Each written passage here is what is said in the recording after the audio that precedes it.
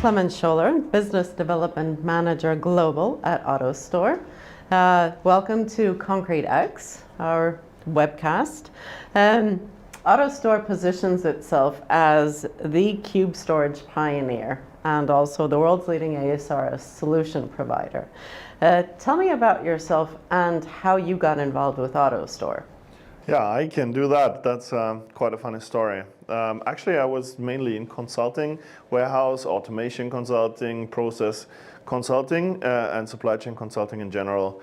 And then I did a little bit of integration implementation for different solution providers and integrators, and went back to consulting for a reason. Then I said I'm never going to get back to any producer or supplier of ASRS technology, but then AutoStore came my way. And yeah, now I'm 3.5 years with AutoStore. I've been employment number below 300, and we are 1,000 by now. Tell me about the development of AutoStore, because it's a company with a history of 25 years. And the automated warehouses is something that's relatively new. How has that happened, that transition? Yeah, the story is quite nice. We have been an electronics components distributor for many, many years, well established in Scandinavia.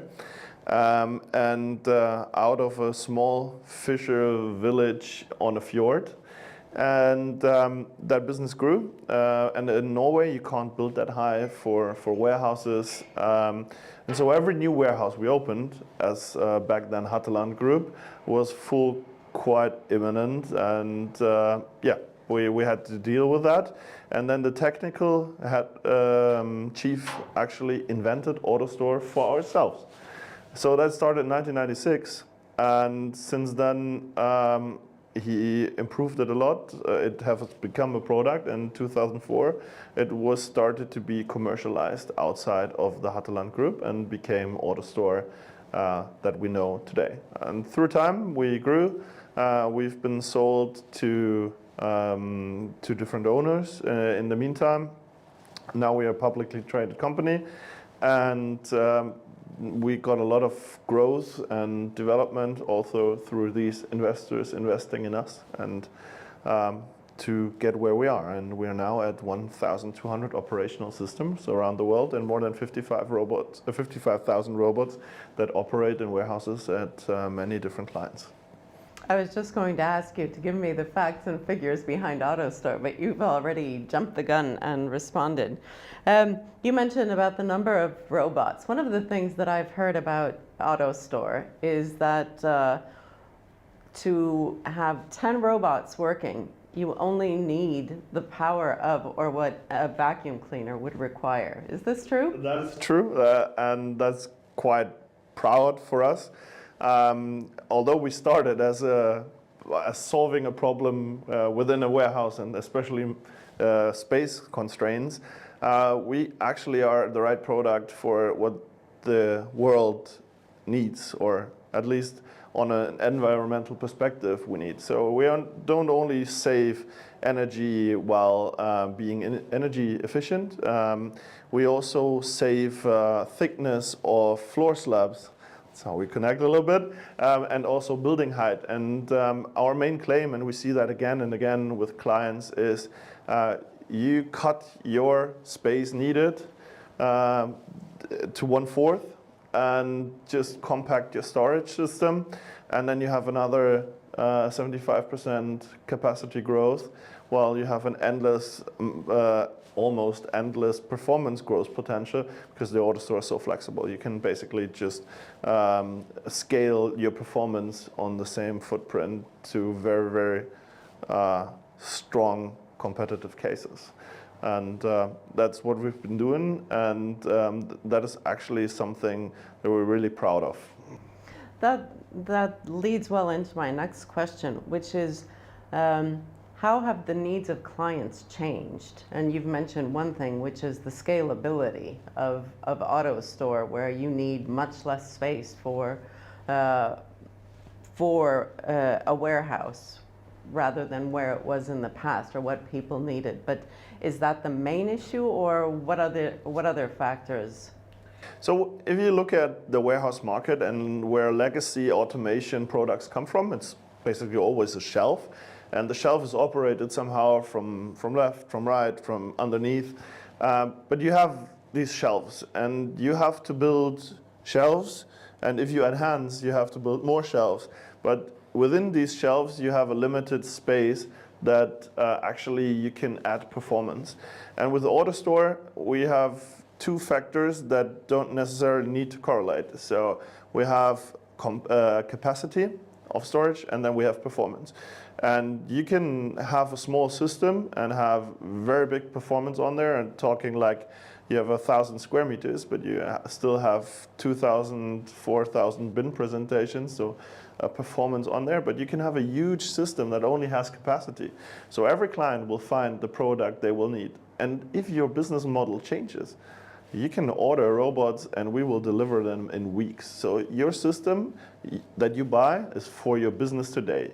You don't need to block liquid capital, but because you only do what you need now, and if you need to change, the AutoStore will change. And that is, no other technology can do that the way we can do it. And that is something that customers need, especially today with all the crises we had, like COVID, the wars that are going on at the moment. It's exactly what you need. You don't know how your business will look like tomorrow. If we have another lockdown, then your e-com boost. If your shops will run, then your omni-channel business needs to run. And it's completely different business. So that's what we fulfill. And that is also how AutoStore is such a good partner for its clients, because you go with them. Exactly. We go with them. We go with their needs. So also our development plan is tightly connected to our clients. And then we go in different markets where we follow our clients. And from what we see, that is exactly where we correlate with PrīmX strategy. Mm-hmm. And maybe you can talk a little bit about this cooperation with PrīmX, and in which ways has the collaboration with PrīmX been beneficial to AutoStore? Well, for me in general, when I was new to AutoStore, there was a little bit the reception in the market that the floor we need, especially the flatness, and we don't like too many joints in the floor. Clients had the idea that was a struggle to create. And also the building companies tend to say that is hard for us because they didn't want to produce a high quality product. But obviously the demands have changed. So I got into contact with Brett Medway from Primekss first, and the service mentality and the quickness in response was just out of the world. I loved it. And he actually explained to me how floors should be and how Primekss thinks floors. So we started to match our product with the Primekss product and found out it's just the standard. Our needs are the standard product that Primekss will supply. And since then, we've connected multiple clients that have been told this narrative by their construction companies, that there are partners out there like Primekss in special who will solve your problems. It's a one-stop shop. They are quick to respond, and your team is very, very good in what they do and the quality they provide. So that matches pretty well. How does AutoStore ensure the seamless integration of its automated storage and retrieval systems within various warehouse layouts, and also maybe in cases where it's not a new warehouse but an existing warehouse in which you're going into? So that is one of our key benefits. We can use spaces that has been created a long time ago. So you don't have to build new. You don't need to embody more carbon dioxide. So our layouting is very, very much to the needs of the building. We can do unsquare walls. We can build around pillars. We can build on concrete mezzanines. We can do, or even metal mezzanines. We can do all that, but that all requires some foundation. The foundation is always the floor slab. And every client must ask the question Where do we start and what do we want to be in the end? And retrofitting a floor is possible, and PrīmX will also do that. But when you take over a building or you change the setup you will work with it, it starts with the floor. And to be ready to fulfill any automation technology, you will have increased requirements on the floor. And that is how we see it, and that's where we start.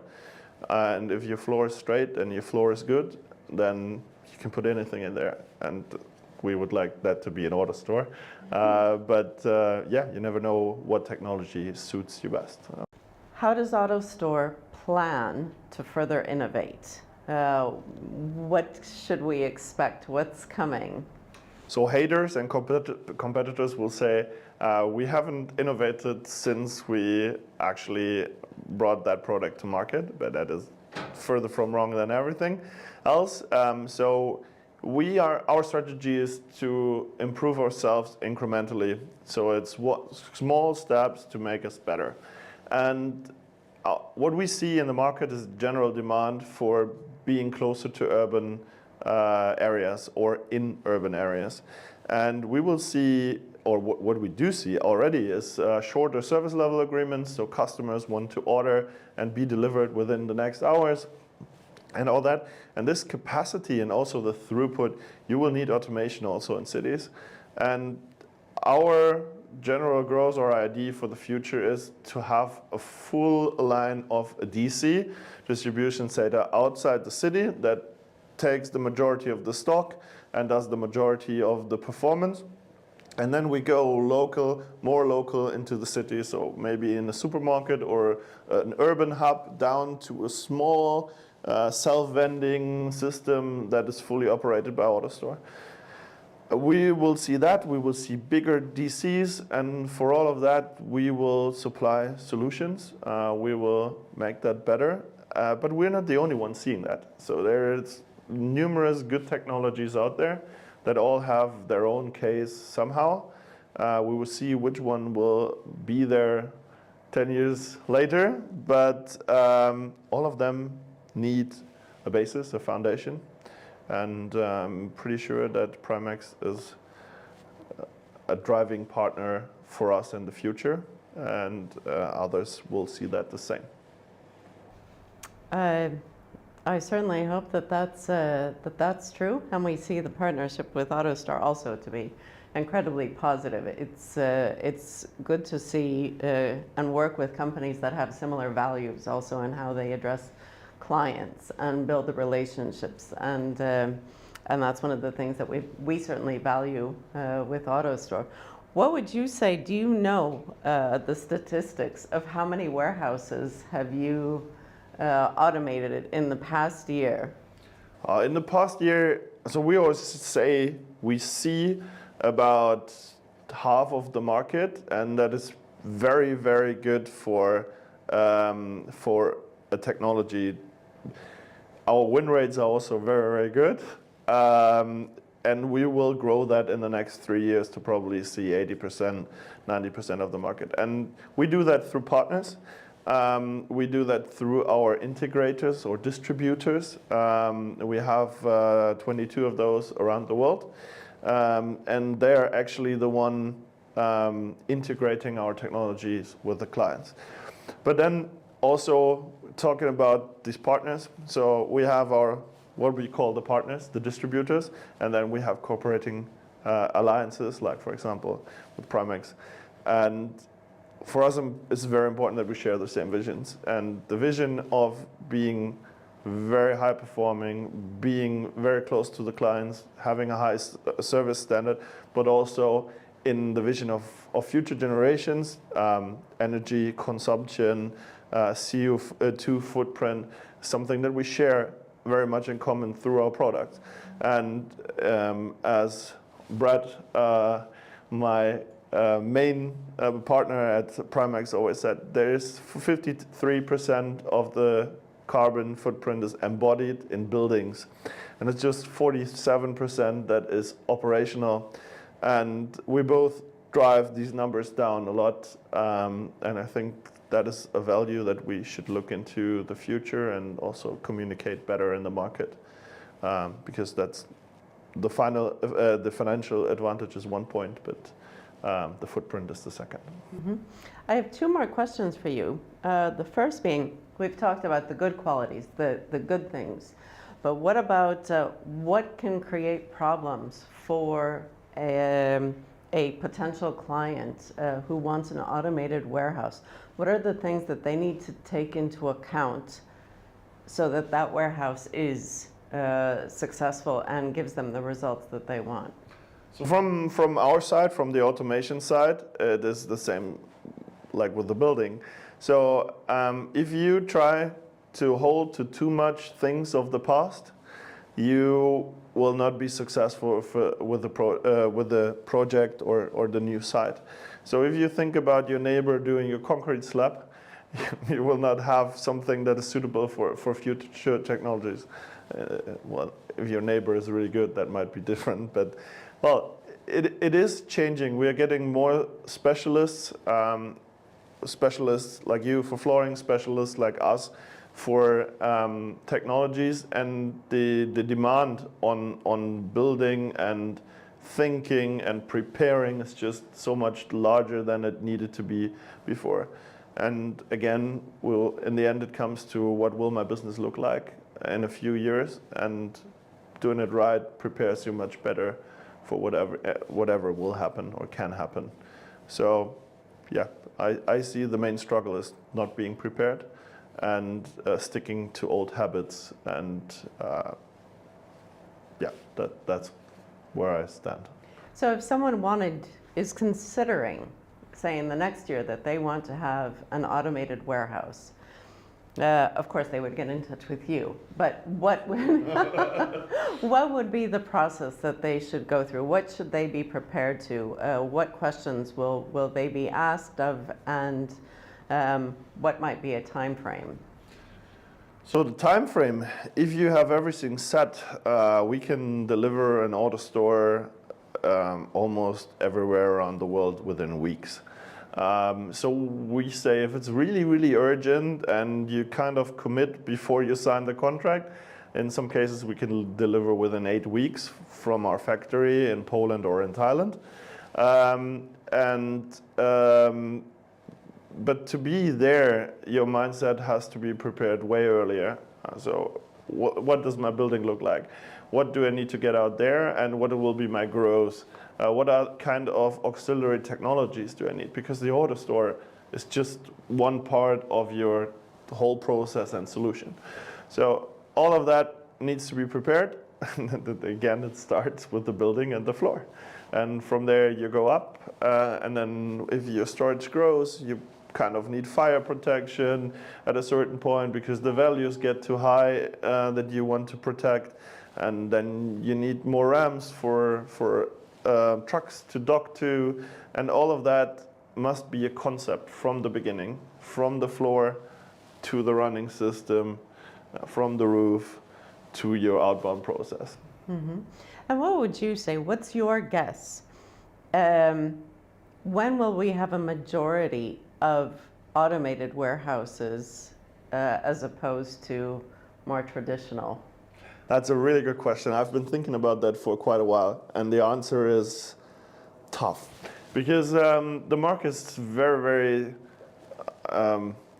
well, it's kind of not constant. So you have these clear cases of automation, and that is, for example, a company that produces one product really good, like a hidden champion, for example, that produces that one product maybe in 40 varieties, but it will be that product. That will always be 100% automation. And then you will have, for example, a 3PL, logistics provider, and that will have a contract for a year or two. And that's hard to automate in that case, because usually our ROIs start to begin at like 1.7 to 2.5, 3 years. And it's hard to get a contract today for this time. So we will, for a very long time, see non-automated storages. And I think they're probably gonna be around 40-50% in labor cost intensive markets, and probably gonna be 70-60% in labor lower labor cost markets.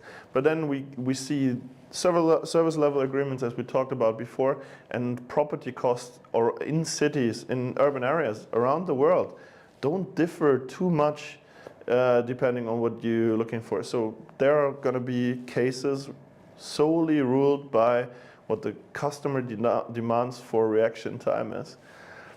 So yeah, to sum that up, maybe somewhere around 60 to 70% max will be automated in the future.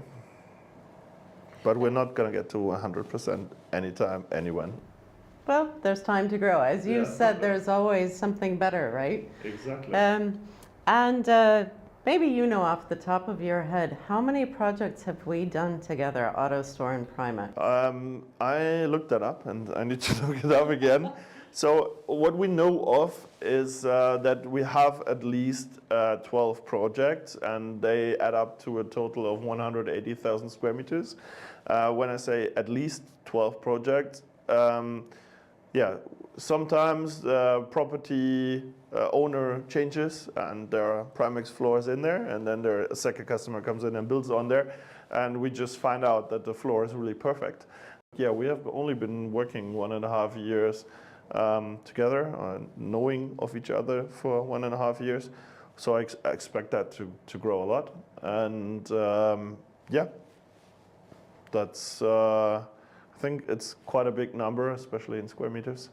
And that's where the complexity lies. Yeah, it's easier to build 100 square meters flat than it is to build 80,000 square meters or 20,000 or 50,000. Yes, and to perfection, or as close as possible to perfection, I agree. That's true. Everyone's interested in the bottom dollar. How much is this going to cost me in the short term and the long term? How would you say choosing working with AutoStore or with PrīmX will affect that? Well, so cost reduction can vary on different levels. So we have space optimization, so you can grow within your own building. An ROI for that would be pretty quick. If you build new, you have performance optimization, but you also have a huge saving on floor requirements in means of weight, and then also a means of height, because we don't need that much height. So actually the big saving is for an AutoStore is in the building, and then we are very competitive in the normal investment costs to our competitors as well. So in total, an AutoStore project on a big scale for a big distribution center can be at 40%, 45% compared to our competitive technology. Altogether, you could say the cost savings for an AutoStore compared to one of our competitors' technology is basically around 40% on the whole project. And also, one of the things that I found to be quite surprising is that, of course, if you have such a automated system, you have less need for electricity, you have less need for heating, because you don't have people, you have robots. Tell me about how that has changed. Yeah. So, yeah, one of our claims is install the AutoStore, start the robots, and save the bill on heating and light. And that is a big difference in the buildings that we work in, because in the end, everything on our system is standard powered plug. You don't need any high currents, any big trafo systems outside your building. And that's the difference to our competitors. You won't see if the light is on or the heating is on, because the power they require in general is so high that there's not that big difference at all. But with us, you can run our system on the same footprint of PV system on your roof, and there you will see the difference in energy consumption for heating and lighting, and that is quite a difference. Yeah. So just imagine a roof and the same size as the AutoStore underneath it, and it's fully APAC. Buy some batteries for night time or for dark times, and then you'll be completely off the grid. And Clemens, you know that one of the things where Primekss tries to excel at, and I also would like to say does excel at, is research and development and investing in innovation and technologies. And one of the things that Primekss has done quite recently is a full-scale test where, as we said, we built it and we will break it. And I understand you're one of the people who were watching that live or saw the video afterwards. And tell me, what were your impressions? Sadly, I was, while you were doing it in customer meetings, but I was following it on WhatsApp. I was being held up to date with by the Primekss team, and I did even pass my own bet on when it will, when the surface will break. So I was pretty much active in that, and it was incredible because I knew from what I learned that it would be much stronger, but in the end it came out so much more strong than I anticipated it. That was really cool to follow. Thank you for that action, and thank you for keeping me on that account. Well, as I've said to many, that some believe that concrete is boring, but I find concrete to be interesting and even sexy because you see the power of it and it's impressive. You know, when you compare traditional concrete with Primekss, and the strength of Primekss was almost no one guessed it right. No one believed, not that no one believed, but no one guessed that the power that it would take to break the Primekss concrete would be so large. You yourself didn't, I think, because you were running out of ballast to put on the floor. And that was the greatest story of that. You ran out of weights to break your own content. Yes, yes, it's very true. I was there on site for almost 12 hours, and I saw the process, and I did stay until it broke, and we really did. We built it to break it, but it wasn't easy. So. And with concrete and sexiness, it's quite a good point. I think normal concrete is not sexy, as well as old legacy automation is not sexy. But to innovate, to make things better, to make things future-proof, and actually build something new and see how it grows and how much better it is, how much advantage it has, that is an emotional thing, and that is where it becomes sexy. You're right. And with that, I'll say stay tuned for our next episode.